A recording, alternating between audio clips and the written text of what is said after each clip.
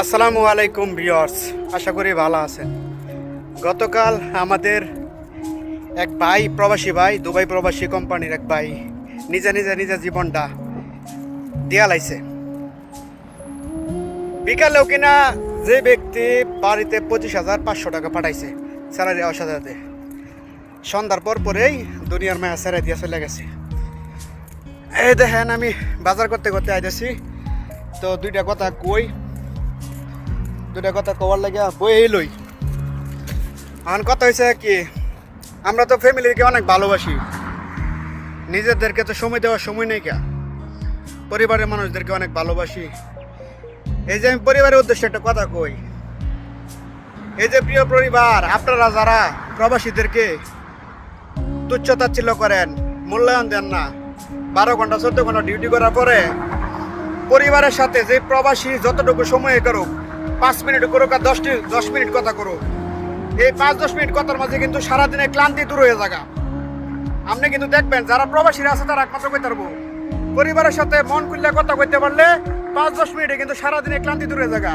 আর সেই পরিবারের মানুষ যখন সারাদিন ক্লান্তি করার পরেও ডিউটি করে নিজের কাপড় নিজে ধুয়ে রান্না করার পরেও যদি পরে বাড়িতে যদি ফোন দিয়ে যদি অশান্তি হয়, পারিবারিক বাজে সেই প্রবাসী অশান্তি থাকে, সেই প্রবাসী বেশি দিন বাঁচতেও না এবং কি বেশি দিন বিদেশও কাটাতো না। আপনি এমনিতে দেখবেন শেষ, এমনিতে প্রবাসীরা বেশি দিন বাঁচে না।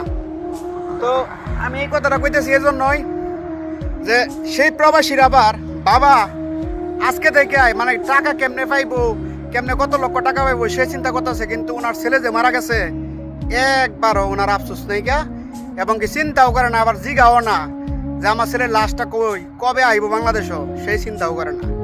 এই হয়েছে আমাদের পরিবারের, সবার পরিবার তো একরকম না, পরিবারের মানুষদের চরিত্র একবারও চিন্তা করে না। আবার যতটুকু জানতে পারলাম, সেই বাবার কারণে কিনা সে প্রবাসী আত্মহত্যা করছে। গত কিছুদিন আগেও 2-3 মাস আগেও বাড়ি থেকে আইছে, বাড়িতে যাওয়ার গেছিল, কিন্তু একদম বিবাহ করার সকল প্রস্তুতি নিয়ে গেছিল, স্বর্ণ গয়না যা কিছু কিনার বিবাহ করার লাগিয়া যথেষ্ট পরিমাণ বয়স হয়েছে। বয়সটা কম হলো 30-34 এরকম হইব, কিন্তু বাবা বিয়া করাইছে না। তারপর মনে করেন যে আইসে, আওয়ার পরে সবসময় তো সাংসারিক একটা ঝামেলা লাগিয়েছে। তো লোকের লোকজন যারা আছে তাদের কাছে শুনতে পারলাম আর কি, খুবই অশান্তি জীবনযাপন করতে চাইছিল। এই যে ভাই, যে তুই যে ভাই গেলে গা, এটা তো ভাই কিছু হলো না, ঘুরে ঘুরে ক্ষতিটা তরলো, তোর পরিবার হয়তো 2-4 দিন কান্দার পরে ভালো হয়ে যাবো গা। দিন শেষে সকল প্রবাসীদেরকে বোঝার প্রয়োজন এবং পরিবারদেরকে বোঝার প্রয়োজন অন্তপক্ষে, কারণ দিন শেষে আমার ছাড়া কেউ নাই গা। তো এই ভিডিওটা করার উদ্দেশ্য একটাই, যে অন্তপক্ষে যদি কেউ যদি কোনো কিছু যদি শিখে বা শিক্ষা নেয়, তো সকলকে, আমি শিখে ছোটো মানুষ, আপনাদেরকে বলবো নিজেদের প্রতি খেয়াল নেন। আর পরিবারের মানুষ যারা আছেন তারা অন্তপক্ষে আপনার ছেলে থাকে, আপনার স্বামী থাকুক, যে কিনা থাকে, হাজব্যান্ড থাকে, তাদেরকে অন্তপক্ষে বোঝার চেষ্টা করেন।